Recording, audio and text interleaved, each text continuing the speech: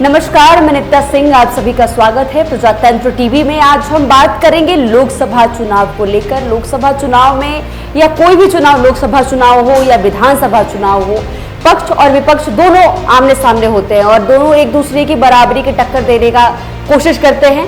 और इस दौर में नेता एक पार्टी से दूसरे पार्टी में पार्टी का पाला बदलते हैं और ये दौर हमेशा जारी रहता है। अभी भी वैसे ही कुछ खबरें हम आपको बताएंगे कि मध्य प्रदेश में ऐसी ही कुछ चीजें चल रही हैं। कांग्रेस के जो नेता हैं, कांग्रेस के कुछ विधायक हैं, वो बदलकर पाला अपना बदलने वाले हैं। वो कांग्रेस छोड़कर बीजेपी में शामिल होने वाले, ऐसी खबरें आ रही हैं। और खबरें क्या, संकेत भी मिले हैं सामने से, ये सारे किए गए हैं कि हम कांग्रेस छोड़कर बीजेपी में शामिल हो सकते हैं। तो ये दौर लगातार चलता रहेगा। कहा जाता है कि राजनीति ऐसी चीज है कि कुछ भी करा सकती है, ना अपना देखती है ना पराया देखती है। तो राजनीति के लिए कोई भी इंसान सत्ता पाने के लिए कुछ भी कर सकता है। तो चलिए हम खबर पे रुक करते हैं। आगामी लोकसभा चुनाव से पहले मध्य प्रदेश में कांग्रेस को एक बार फिर से झटका लगने का संकेत दिया जा रहा है। ऐसा कहा जा रहा है कि कांग्रेस को वहां से झटका मिल सकता है फिर से। कांग्रेस के कई नेता भारतीय जनता पार्टी में, जैसा कि हमने बताया कि भारतीय जनता पार्टी में शामिल होने वाले हैं। मध्य प्रदेश के मंत्री गोविंद सिंह राजपूत ने एक कार्यक्रम के दौरान बताया कि उन्होंने ये बताया, मतलब कम पूरी तरीके से नहीं बताया है, लेकिन उन्होंने संकेत देते हुए कहा है कि कांग्रेस के कई विधायक बीजेपी में संपर्क में हैं और बीजेपी में शामिल हो सकते हैं। पार्टी मध्य प्रदेश में कांग्रेस को और बड़े झटके देने वाली है। उन्होंने साथ साथ ये भी कहा है, मध्य प्रदेश के खाद्य नागरिक आपूर्ति मंत्री गोविंद सिंह राजपूत ने अशोकनगर में एक कार्यक्रम के दौरान कहा कि अभी कांग्रेस को और भी बड़े झटके लग सकते हैं। मध्य प्रदेश में ये बात उन्होंने कही, लेकिन हम उन विधायकों से बोल रहे हैं, यानी कि जो विधायक पाला बदलने वाले हैं, उनसे उन्होंने कहा कि भाई आप लोग एक एक करके पाले में आइएगा, एक एक करके कांग्रेस छोड़िएगा, एक एक करके बीजेपी में शामिल होइएगा। मंत्री के इस बयान के बाद चर्चा होने लगी है कि आखिर कौन कौन से कांग्रेस के विधायक हैं जो आने वाले दिन में बीजेपी में शामिल हो सकते हैं।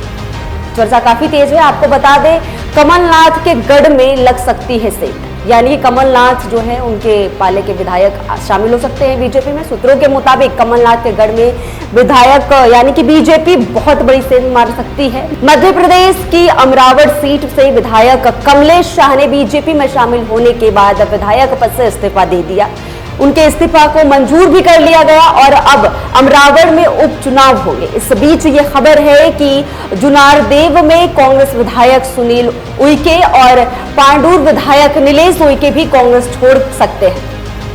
बीजेपी में शामिल हुए थे विधायक और सांसद। इसके पीछे की कहानी बताते हैं।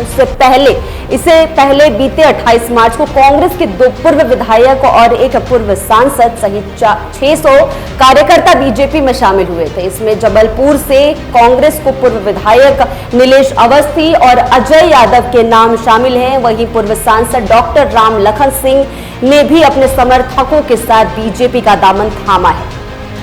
मध्य प्रदेश में कब होगा चुनाव, उपचुनाव कब होने वाले हैं और लोकसभा चुनाव की क्या क्या तारीखें हैं और कितने चरण में लोकसभा चुनाव होने, हम उस पर बात करते हैं। मध्य प्रदेश में 29 लोकसभा सीटें हैं जहां पे 4 चरणों में वोटिंग होगी।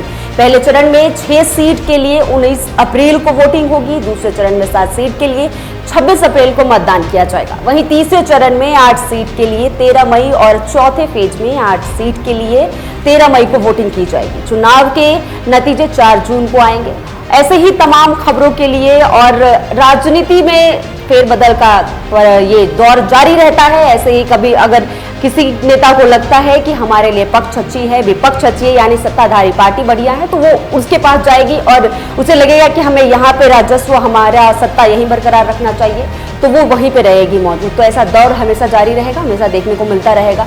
तो ऐसे ही तमाम खबरों को जानने के लिए प्रजातंत्र टीवी के साथ बने रहें और कमेंट करके बताएं कि ये जो चल रहा है ये कितना सही है और कब तक ऐसा होता रहना चाहिए।